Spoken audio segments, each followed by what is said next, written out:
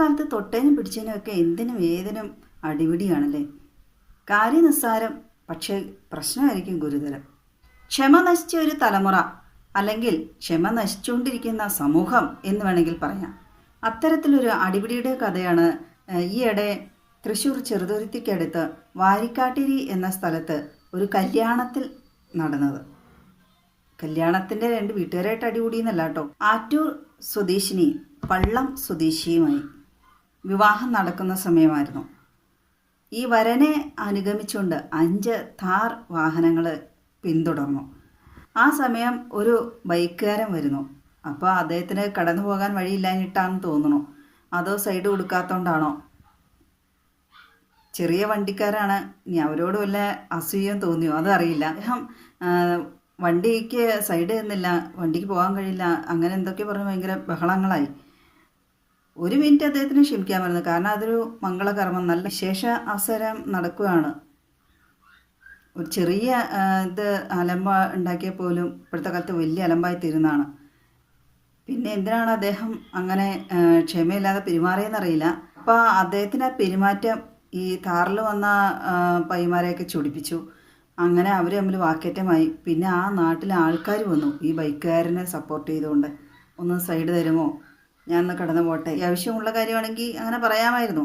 ഈ വരനെ അനുഗമിച്ച് വന്നു എന്നൊക്കെ പറയുമ്പോൾ പെണ്ണും ചെറുക്കനും മുമ്പിൽ പോവാണ്, അവരെ എത്തി അവിടെ കയറിയിട്ട് വേണം ഇവർക്ക് പോകാൻ കഴിയുള്ളൂ. അങ്ങനെ പല പല അസൗകര്യങ്ങൾ അവർക്കുണ്ടായിരുന്നിരിക്കും ആ കാറിൽ വന്ന വ്യക്തികൾക്ക്. ഇറന്ന് മാത്രമല്ല, ഓഡിറ്റോറിയത്തിൽ ആവശ്യത്തിന് സൗകര്യം വേണമല്ലോ വണ്ടികൾക്ക് കടന്നു പോകാൻ. ആ ഓഡിറ്റോറിയത്തിൽ കയറണമല്ലോ, അതിൻ്റെ പാർക്കിംഗ് ഏരിയയിലേക്ക് പോകാനുള്ള സൗകര്യം വേണമല്ലോ, അത്ര സമയം വേണമല്ലോ. ആ വീഡിയോയിൽ വഴിയൊക്കെ കണ്ടിട്ട് അത്ര വിസ്താരമുള്ള വഴിയായിട്ട് തോന്നുന്നില്ല. ഒരുപക്ഷെ അതൊക്കെ ആയിരിക്കാം. വലിയ വണ്ടിക്കാരല്ലേ, ചെറിയ വണ്ടിക്കാരുമ്പോൾ ചിലപ്പോൾ വലിയ വണ്ടിക്ക് ഒത്തിരി സ്ഥലം വേണമല്ലോ. ഈ താറിൽ വന്നവരെ ഇനി വല്ല അഹങ്കാരം കാണിച്ചോ ഒന്നും അറിയില്ല. പറഞ്ഞു തീർക്കാവുന്ന ഒരു നിസ്സാര കാര്യമേ ഉണ്ടായിരുന്നുള്ളായിരിക്കും. പക്ഷേ അപ്പോഴത്തേക്കും ബൈക്ക് യാത്രികൻ നാട്ടുകാരെ കുട്ടി, പിന്നെ അത് വലിയ പ്രശ്നങ്ങളായി. പിന്നെ അത് പോലീസുകാർ വന്ന് മാറ്റിവിടേണ്ട വന്നു ആ പ്രശ്നം പരിഹരിക്കാൻ. അത്രയും വലിയ പ്രശ്നങ്ങളിലേക്ക് മാറി. ചെറിയ അതാണ് ആദ്യം പറഞ്ഞത്, കാര്യം നിസ്സാരം, പ്രശ്നം ഗുരുതരം. എന്തായാലും ഇതോടുകൂടി ആ കല്യാണപ്പെണ്ണും കല്യാണ ചേർക്കനൊക്കെ ഫേമസ് ആയി കാണുമായിരിക്കും.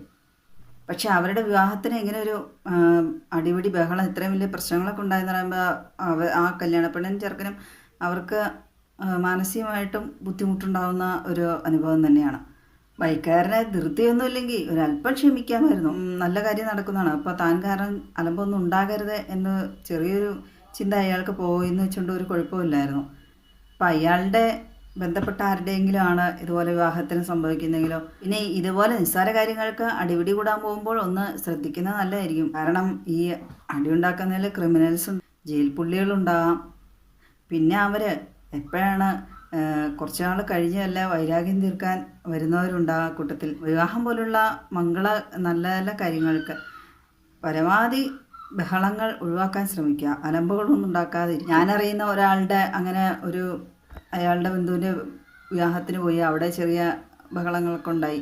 അതോടുകൂടി തീർന്നെന്നാണ് അവർ കരുതിയത്. പക്ഷേ പിന്നീട് പക മനസ്സിൽ വെച്ച് ആ കൂട്ടർ വന്ന് കുറച്ച് ദിവസത്തിന് ശേഷം അദ്ദേഹത്തെ ആക്രമിച്ച സംഭവം ഉണ്ടായിട്ടുണ്ട്. അതുകൊണ്ടാണ് ഒരു മുന്നറിയിപ്പ് പോലെ പറഞ്ഞത്. ഇപ്പോഴത്തെ ആളുകൾ എന്തെല്ലാം കയ്യിൽ വല്ല ആയുധങ്ങളോ അല്ലെങ്കിൽ എന്തെങ്കിലുമൊക്കെ കരുതിയിട്ടായിരിക്കാം ഇപ്പോൾ നടക്കുന്നത്. ഈ തലമുറ ലഹരിക്ക് അടിമകളായിരിക്കും മിക്കവാറും. പ്രത്യേകിച്ച് വിവാഹം പോലെയുള്ള ആവശ്യങ്ങൾക്കൊക്കെ വരുമ്പോൾ എന്ത് രീതിയിലാണ് അവർ വരുന്നതെന്നും അറിയില്ല. പിന്നെ ഈ സമയത്തിൽ ആ ബൈക്ക് യാത്രികനും ലഹരിക്ക് അടിമയായിരുന്നോ എന്നറിയില്ല.